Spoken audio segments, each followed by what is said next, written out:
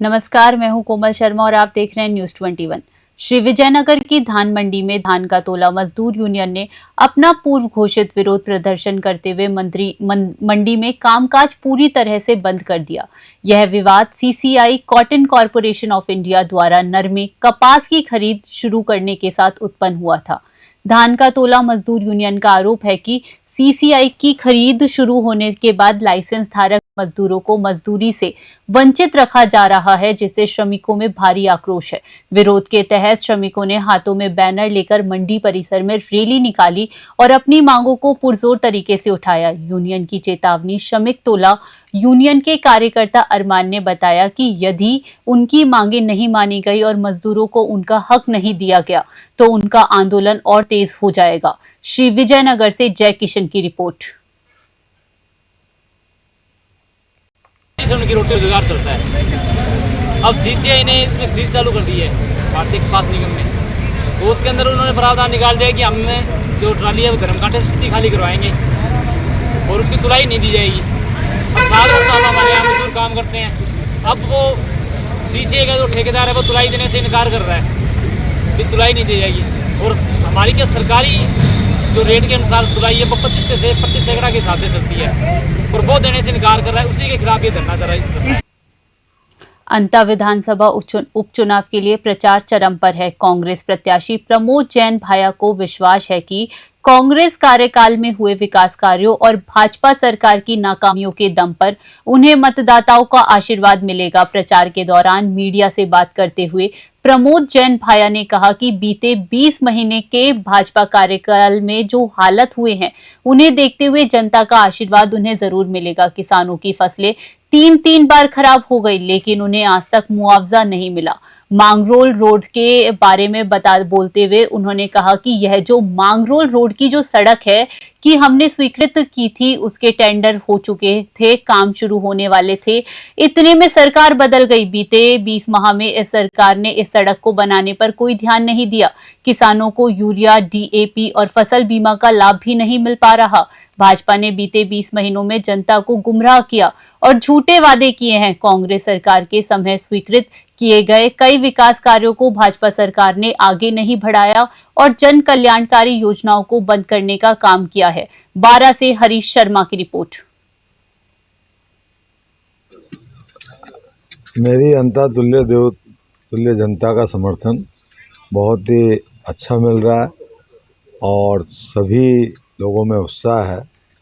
निश्चित रूप से मुझे विजय श्री का आशीर्वाद प्रदान करेंगे। जिस तरह से 2 साल से बीजेपी की सरकार थी, किस तरह के मुद्दे आप लेके जा रहे हैं जनता के बीच में? जो हालात पिछले 20 महीने में रहे, पिछले जो विधानसभा चुनाव में जनता को जो गुमराह किया गया, झूठे वादे किए गए, झूठी अफवाहें फैलाई गई और जनता को भ्रमित किया गया। उन्होंने इस तरीके से भ्रमित करके जो अपना मकसद हल किया और 20 महीने में हमारी जो कांग्रेस के सरकार के समय की जन कल्याण की योजनाएं थी, चिरंजीव जैसी योजना और भी कई योजनाओं, उनको या तो बंद किया गया या उनको कटौती की गई।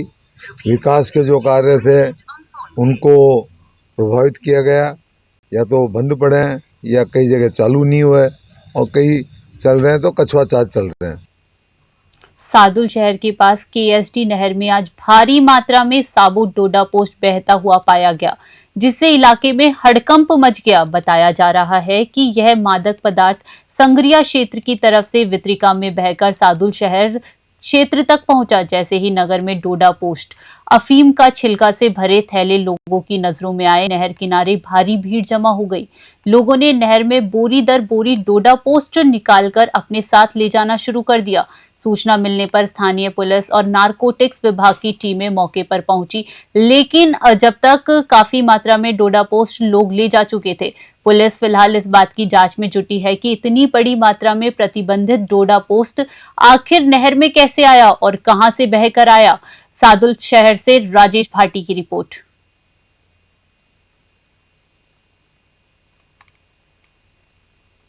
रायसिंह नगर में एक शाम विकी साई के नाम का दूसरा विशाल जागरण मेला 31 अक्टूबर की रात को महात्मा गांधी खेल ग्राउंड में आयोजित किया जाएगा। यह विशाल आयोजन बाबा मुराद शाह नकोदर दरबार के मुख्य सेवादार सुमेश भल्ला के नेतृत्व में आयोजित हो रहा है। मेले में पंजाब के प्रसिद्ध सूफी गायक कंवर ग्रेवाल मुख्य रूप से पहुंचेंगे। मेले को लेकर महात्मा गांधी खेल मैदान में दिन रात जोर शोर से तैयारियां चल रही हैं।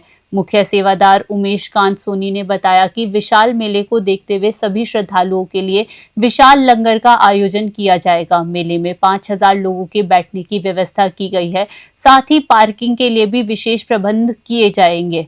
रायसिंह नगर से राजू शर्मा की रिपोर्ट।